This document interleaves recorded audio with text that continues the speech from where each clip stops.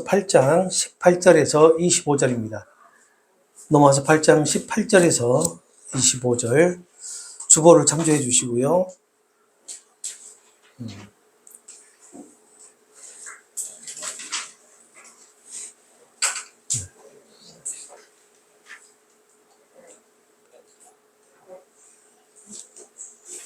우리 한 절씩 교독하겠습니다. 생각하건대 현재의 고난은 장차 우리에게 나타날 영광과 비교할 수 없도다.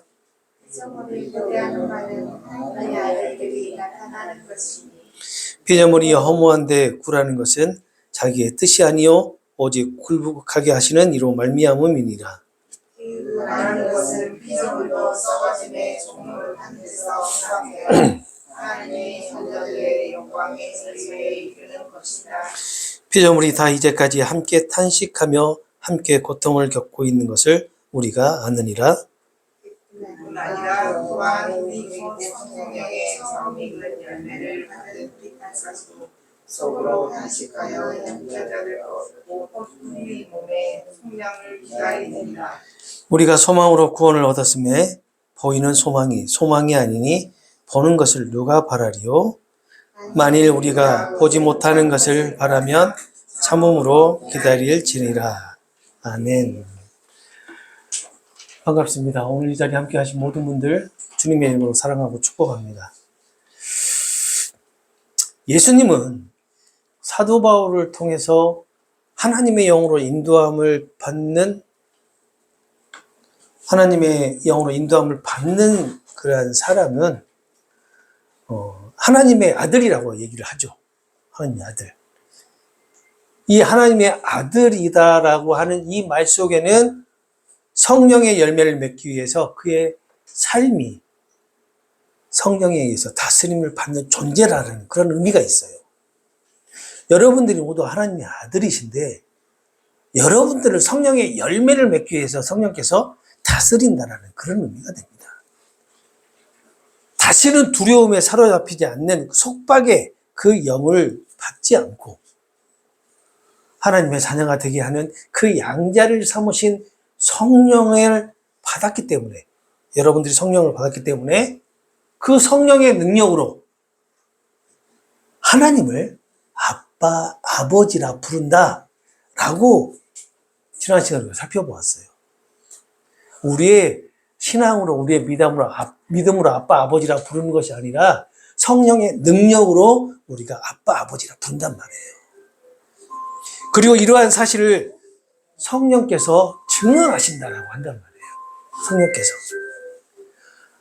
성령께서 증언하신다라는 것은 뭐냐면 성령께서 우리의 우리 영에게 하나님의 자녀임을 확인시켜 주신다라는 그런 의미가 있어요.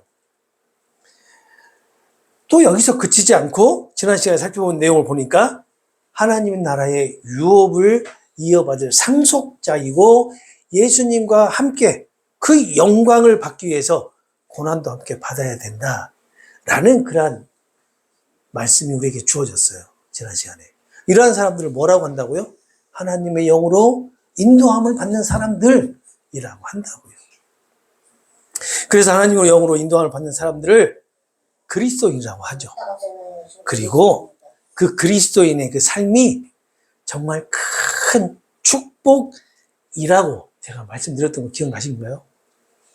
이렇게 하나님 영으로 인도함을 받는 사람 그리스도인이 그 그리스도인의 삶이 이 세상에서 가장 큰 축복된 삶이라는 겁니다. 그리스도인들에게 물질의 축복, 건강, 그리고 성공이라고 하는 그런 축복을 말하고 있지 않아요. 성경은.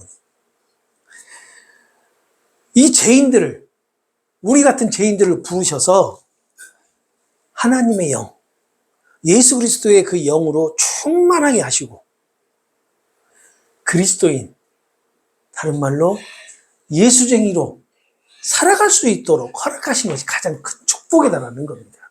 우리가 지난 시간에 살펴본 내용이 바로 이런 내용이었어요. 여러분은 어떻게 생각하세요? 여러분들은 그런 축복된 삶을 살아가고 계시나요? 하나님의 영으로 충만한 삶을 살아가고 계시나요?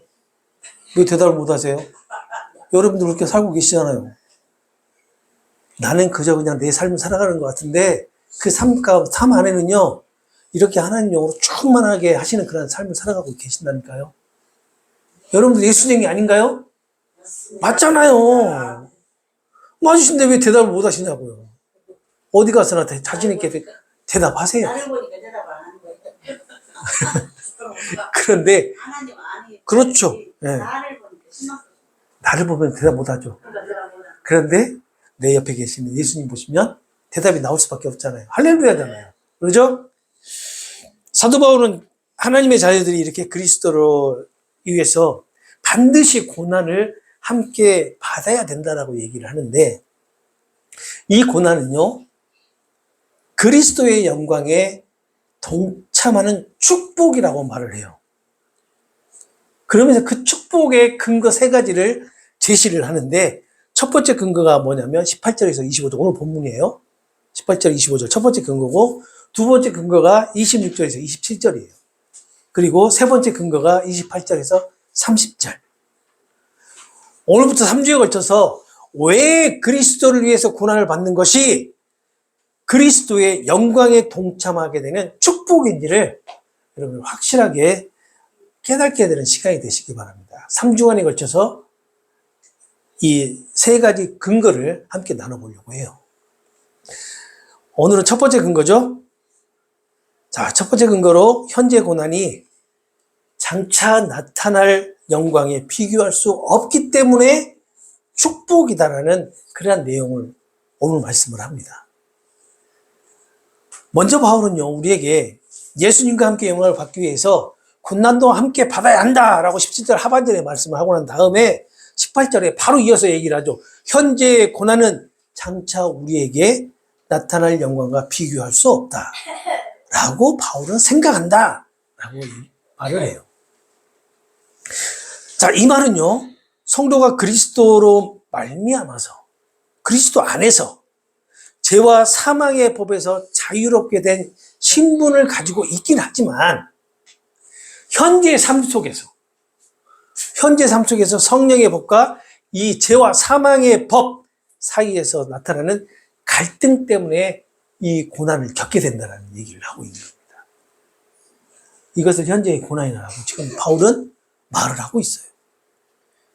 이 갈등은 언제까지 계속될까요? 우리가, 그렇죠, 맞아요. 죽는 날까지. 우리가 육신의 장막을 벗는 날까지 이 갈등은 계속된단 말이에요.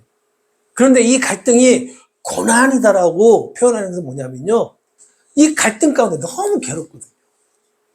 우리가 여기 살짝 비어서 상처 나서 아픈 그 고통은요, 고통이 아니에요. 우리가 실질적으로 그리스도인이 겪는 고통은요, 이 성령의 법하고 죄와 사망의 법 사이에서 싸우고 있을 때, 그때 그 갈등 안에서 겪게 되는 그 고통이 정말 큰 고통이란 말이에요. 이루 말할 수가 없어요. 어떻게 할 수가 없는 고통이란 말이에요. 그런 고통 한 번씩 경험해 보셨죠? 많이 해보셨을 거예요. 그런데 우리는 그 고통을 어떻게 해요? 잊고 살아요. 얼마나 감사합니까? 잊을 수 있다는 것이. 우리가 그걸 기억하고 있다면 못 살아요. 너무 고통스러워서 못 살아요. 그런데 하나님 우리에게 기억 상실증이라는 그런 은혜를 주셔서 잊고 삽니다. 그러다가도 또 때가 되면 우리에게 다시 한번 그러한 고통을 주심으로써 우리가 다시 한번 예수님 바라보게 한단 말이에요. 내가 붙들린 자임을 다시 한번 깨닫게 한단 말이에요. 그게 은혜다. 오늘 우리가 이렇게 알아보고는 있지만 이 모든 것이 은혜가 아니면 있을 수 없는 것들이에요. 바울은 18절에 이 고난은 장차 우리에게 나타날 영광과 비교할 수 없다 라고 위로를 해준단 말이에요. 여기서 현재라고 하는 이 말은 장차 나타날, 그러니까 다가올 시대의 대조를 이루고 있는 거예요. 다가올 시대, 장차 나타날 그 시대는 무엇이 우리에게 주어지냐는 거죠. 바로 부활과 예수님의 영광이 우리에게 나타나는 시대를 얘기하고 있는 거예요. 그러니 얼마나 큰 은혜가 되겠냐고요. 그러니 지금 당장에 조그마한 이 고통, 고난이 앞으로 영광에 비교할 수 있겠냐는 겁니다. 그래서 성도가 그리스도를 위해서 받는 현재의 고난이 축복이라는 근거를 바울은 제시하고 있는 거예요. 이걸 로마교회 성도들에게 지금 제시하고 있는 겁니다. 왜? 그만큼 로마교회 성도들이 많이 힘들어 했겠죠. 왜냐하면 많은 고난을 받고 있었고 또 여러 가지 문제들로 인해서 영적으로 많은 고통을 받고 있었기 때문에. 그리고 현재 우리에게도 똑같이 말씀하고 있죠. 우리도 역시 마찬가지. 우리 신목자 권사님 말씀하셨지만 나를 바라보니까 대답이 안 나온다. 맞아요. 우리를 바라보면 너무 고통스러워요. 왜요? 너무 추악하니까. 너무 추악스러우니까. 그런데 우리가 대답할 수 있는 이유가 뭐예요? 내 안에 계시는 성령님, 예수님 때문에 이렇게 대답할 수 있잖아요. 이렇게 우리에게도 똑같이 지금 제시를 해주고 있는 거란 말이에요. 바울은 여기서 18절에서 생각한다라는 말을 하는데 이 생각한다라는 헬라어가 로기조마이예요. 그런데 이 단어를 바울이 어떨 때 사용을 하냐면요. 온통 예수님으로 사로잡혀 있는 상태에서 이 단어를 사용합니다. 그렇다면 바울이 생각한다, 온통 예수님으로 가득 차 있는 상태에서 생각한다라고 말하는 이 표현은 뭐라고 말할 수 있을까요? 바로 예수로 가득한 생각이라고 볼 수가 있겠죠. 그리고 다른 해석으로 이 표현을요, 생각한다는 이 표현을 믿음으로도 해석을 해요. 그러니까 오늘 이 본문이 바울은 믿는다라는 거예요. 지금 현재 내가 겪는 고난이 앞으로 장차 더 큰 영광을 바라볼 수 있게 해주는 것으로 나는 믿는다. 바울은 그렇게 얘기를 하고 있는 겁니다. 바울은 성도들이 누리게 될 영광이 성도에게만 이렇게 한정되어 있는 것이 아니라 모든 피조물에게도 그 영광이 나타나게 된다라고 19절에서 23절에 근거를 제시하면서 말을 하고 있어요. 19절을 보게 되면 피조물이 고대하는 바는 하나님의 아들들이 나타나는 것이다 라고 하죠. 모든 피조물들의 간절한 소망이 하나님의 자녀들이 나타나기를 애타게 기다리고 있다라는 거예요. 참 좀 표현이 좀 해석하기 좀 힘들죠. 모든 피조물들이 하나님의 아들들이 나타나기를 애타게 기다리고 있다. 왜? 왜 피조물들이 하나님의 아들들이 나타나기를 기다리고 있는 것일까? 여기서 하나님의 자녀들은 누구를 의미하는 것일까? 구원받은 하나님의 자녀들을 얘기합니다.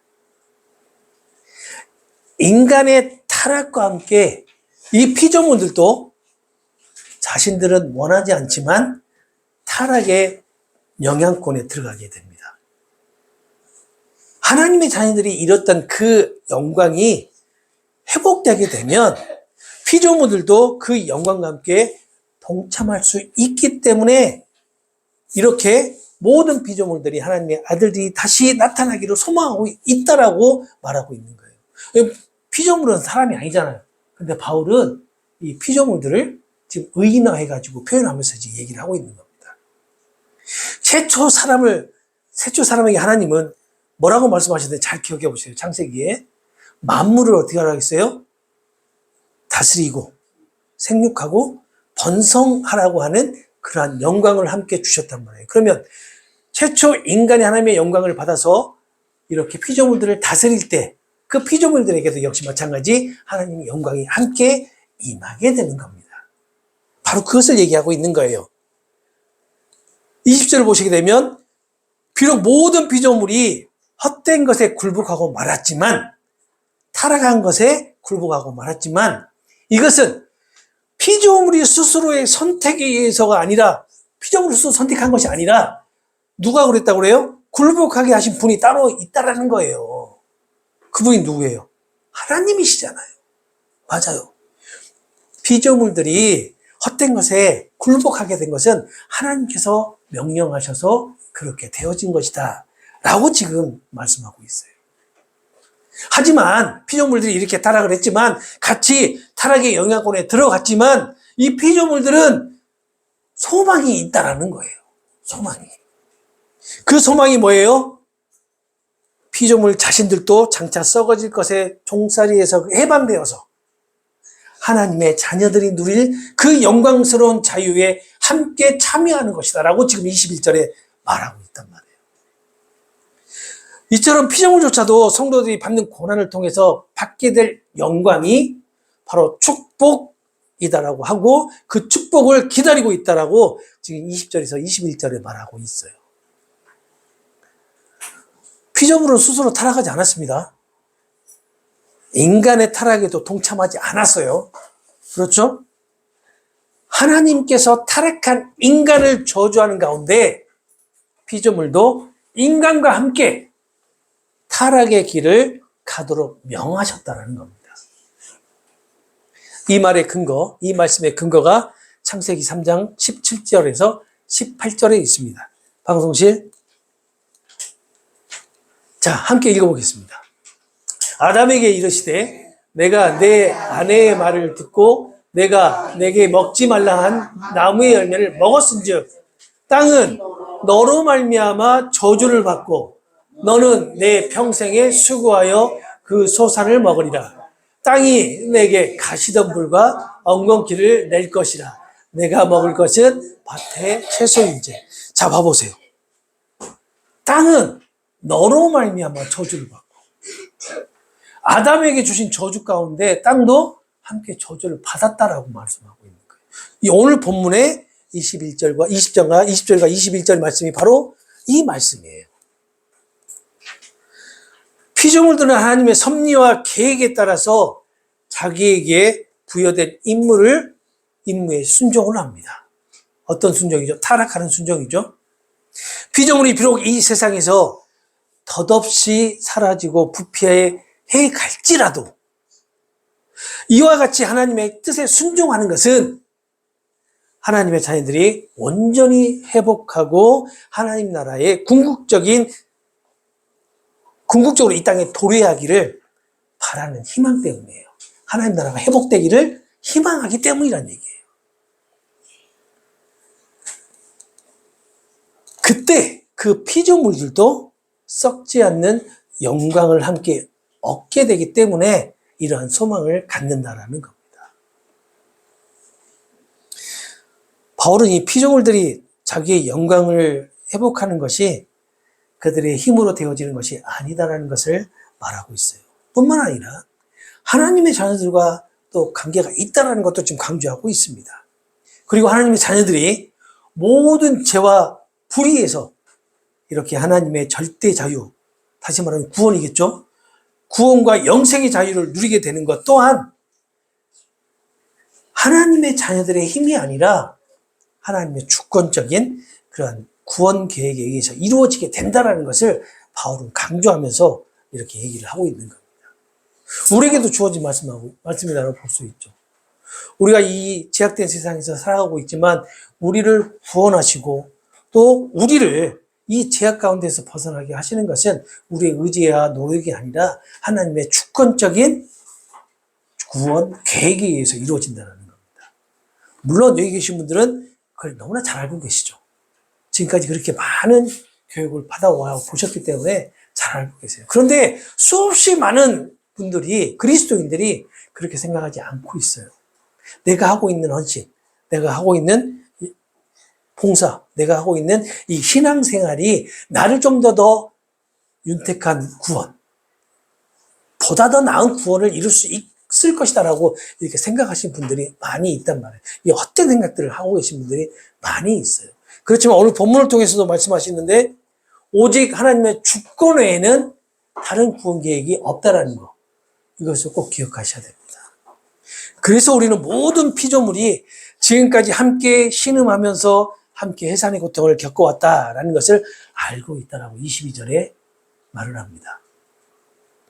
뿐만 아니라 성령을 첫 열매를 받았지만 성령을 첫 열매를 받은 사람이 누구예요? 하나님의 아들들.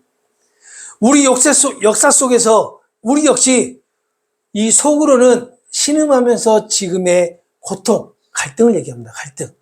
갈등에서 벗어나기 위해 하나님의 자녀로서 완전한 권리를 누리게 될 날, 하나님께서 우리의 몸을 완전히 속량하여 주시고 그날을 간절히 고대하고 있다라고 23절에 말씀하고 있어요. 제가 지금 말씀드리는 것은 본문을 좀 더 쉽게 풀어서 지금 말씀드리고 있는 겁니다.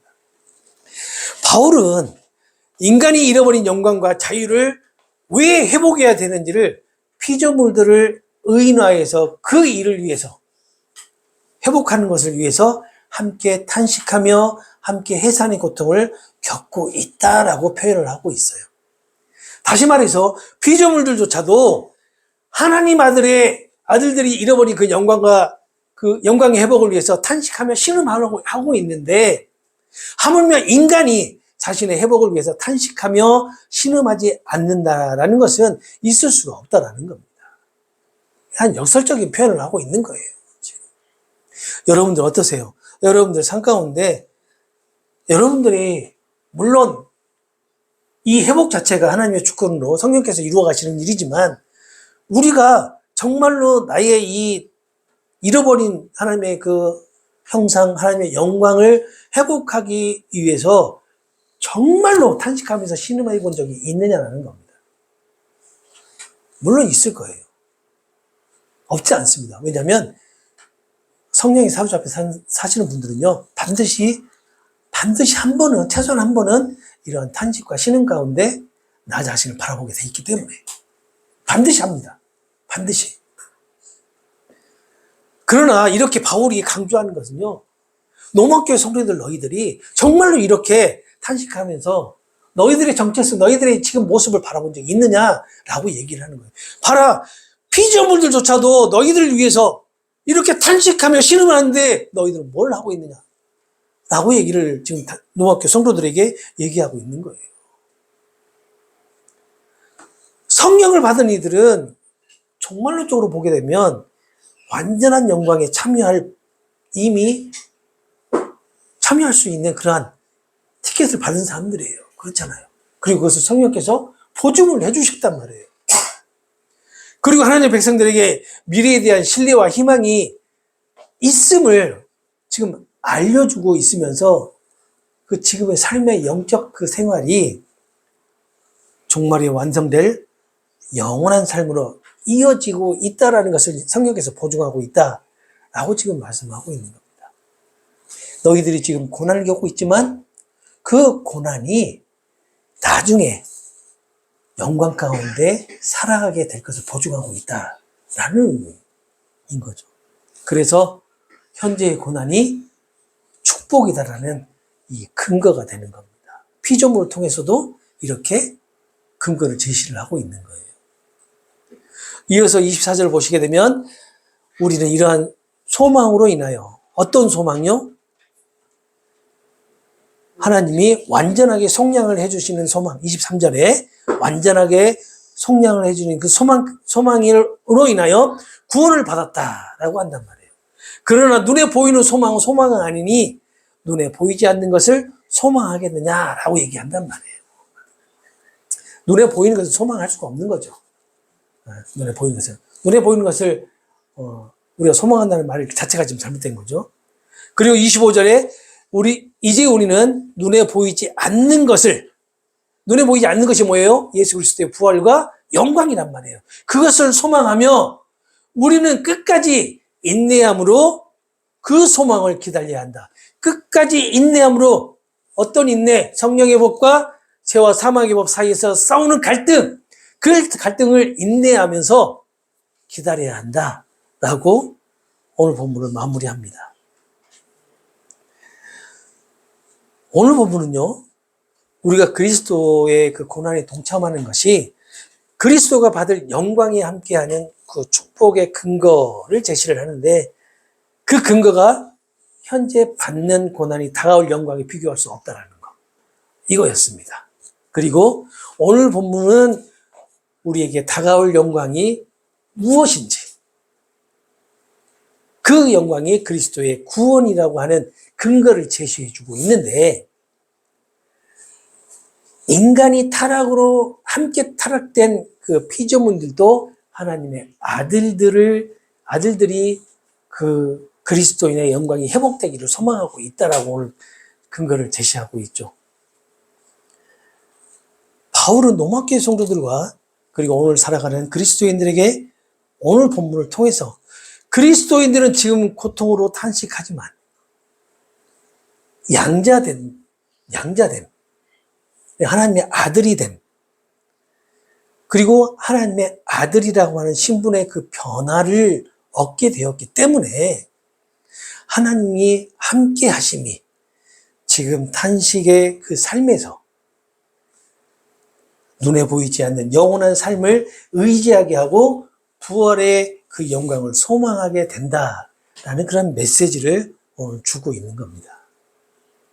그래서 그리스도인이란 히브리서 11장 1절에 믿음은 바라는 것의 실상이요 보이지 않는 것들의 증거인 예수 그리스도를 믿는 자들을 의미하는 것입니다.